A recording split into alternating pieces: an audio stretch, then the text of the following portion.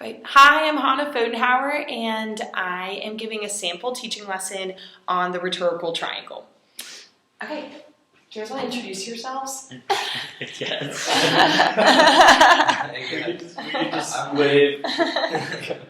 It's Connor. Justin. And Luke. Awesome. Okay.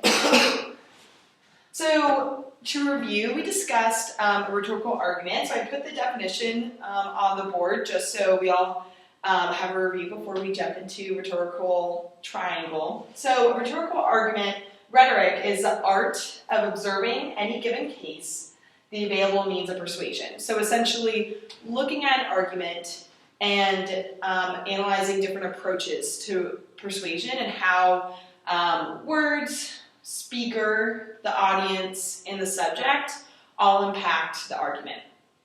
And so, essentially when looking at the subject, the speaker, and the audience, we're looking at the rhetorical triangle. So the rhetorical triangle is a way that we can analyze different arguments and their effectiveness. So we'll start with logos. Logos is logical appeal. So by that logical appeal, we mean an argument that bases off means of logic, such as statistics or exact numbers or historical background. So for example, someone's looking at previous statistics and wanting to make analysis of a future move or prediction, then that would be relying on logical appeal. That would be logos argument. So pathos, however, is emotional appeal. So by that, authors or the narrator or the speaker often uses pathos when they want their audience to go into any type of empathy, anger, frustration, any type of emotional-based argument. So by doing this, you are benefiting society, for example. By doing this, you are helping your fellow student. So something that relies on an individual's emotions, on their sympathy or their empathy, or maybe excites them. So as opposed to their logic is more based on how they feel. And ethos comes into play more when we talked about rhetoric last time in terms of the speaker. So ethos is the ethical appeal, you could call it. It is the credibility. So, for example, I'm a doctor, and and you have all these symptoms, and I recommend this medicine. Why would that be more persuasive, Connor, than if you're sick and you go to your dad for advice? Who would you trust more, doctor or dad? Would probably trust the doctor more because the doctor has a lot of experience. They clearly have a degree, and they've probably seen something like what I have before. Exactly. And so in that case, ethos would likely be more effective than something like pathos, mostly because we want to get better and we want someone with credibility as opposed to maybe someone who might care about us more, but we need even like logical appeal. So one way to look at this is as a nacho chip. And the reason I say that is every argument could have a variety of these approaches. It could be, for example, that case with a doctor, if it wasn't just ethos, what other appeal do you think could be helpful when presenting a case to a patient? Do you think maybe showing statistical background of why a certain kind of medicine would work, or emotional appeal? What do you think would be more effective? Probably logos, the logical appeal. Exactly. However, if you're an example with a friend and you're talking to a friend and there's a conflict, which of these three do you think would be the most effective in terms of persuading a friend? Probably pathos. Pathos, exactly. Because it's emotional appeal and relies more on sympathy. So we're going to look at our examples and we'll just actually go around and we can talk about it together. And here we go. We can talk about it together and go through which approach each of these little excerpts highlights. Okay, Connor, would you like to start? Yeah, so I got one that says you should consider another route. That street is far more dangerous at night than during the daytime. Okay.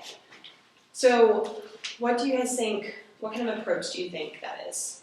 I think that to some degree there's a little bit of like pathos here because they're trying to scare me into not doing that because if something's dangerous, I'm automatically kind of triggered to kind of listen to whatever they're saying and take their advice more seriously because I don't want to put myself in danger.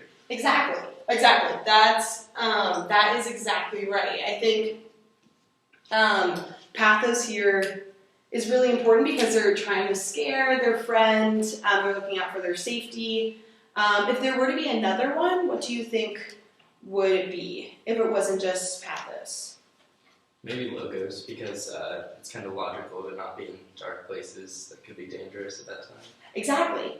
I think it's predominantly pathos, as Connor said, but I agree. I think that as the nacho chip analogy suggests, it doesn't have to just be one topping. So if you were to think of these as like guacamole, meat, and cheese, with each different approach being something that could be on a chip.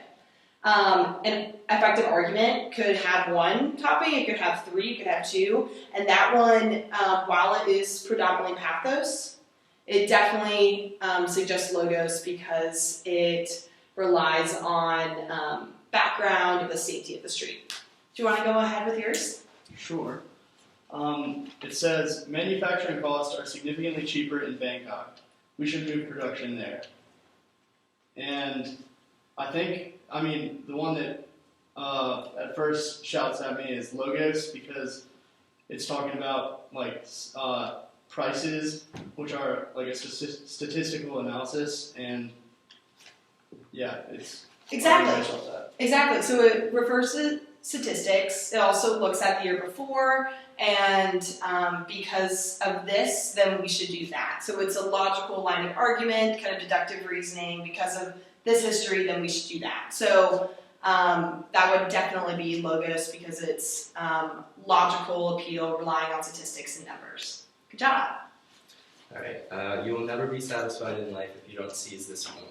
You can do it.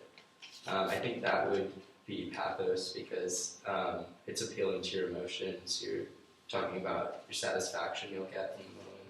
Exactly. And what kind of scenario do you think that would be used in? What kind of subject and audience do you think this example would be utilized most in?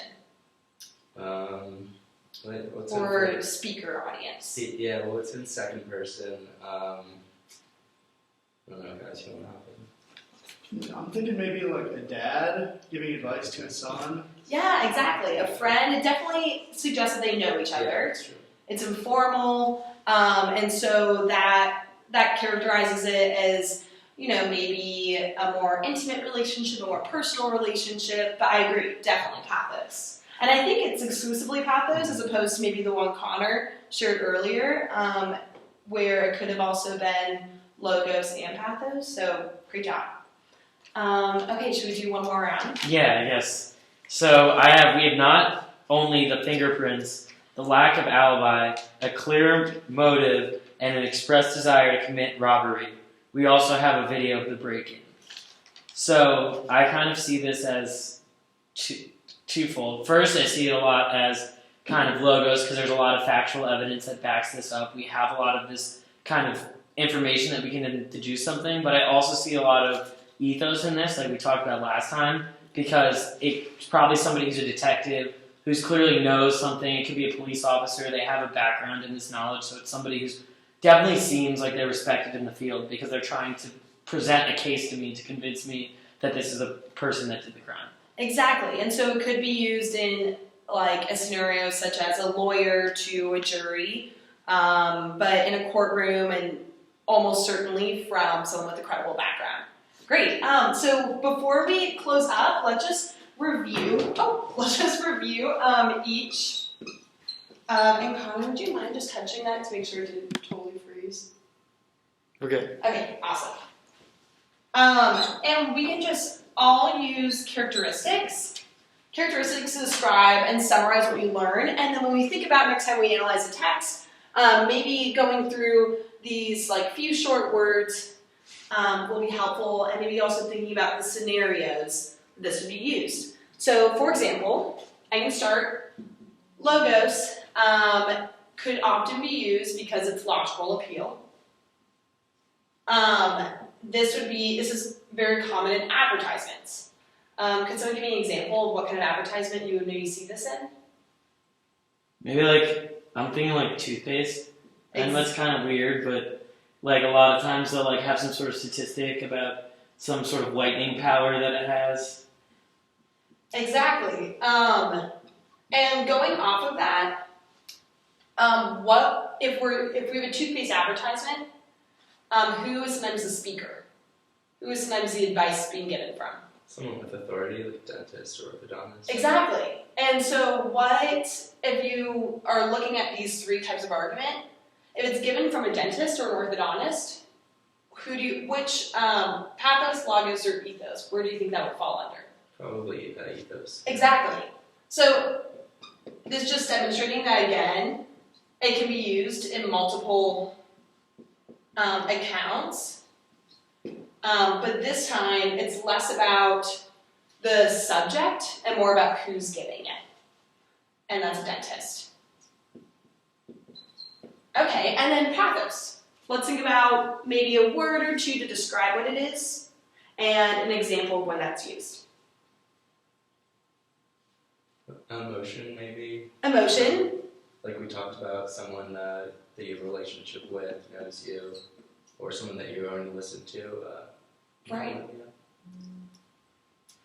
Can we think of an example maybe that will help you when you're reading or on exams or tests? How to identify something that's pathos based on the exercises we've done, something that maybe has stuck out to you.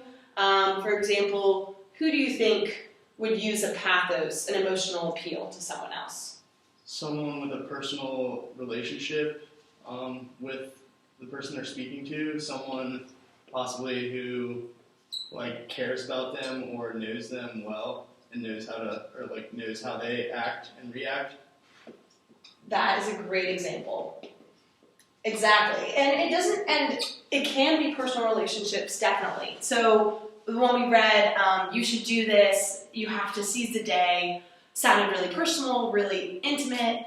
It could also be someone such as a political figure, motivating someone to do something, such as like our country will be better for this.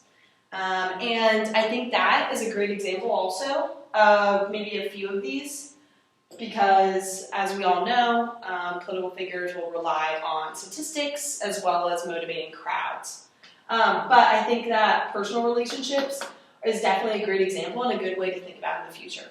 So just to review, last week we talked about what rhetorical argument is. It's kind of the art of persuasion, how a speaker can use their subject to persuade an audience a certain way.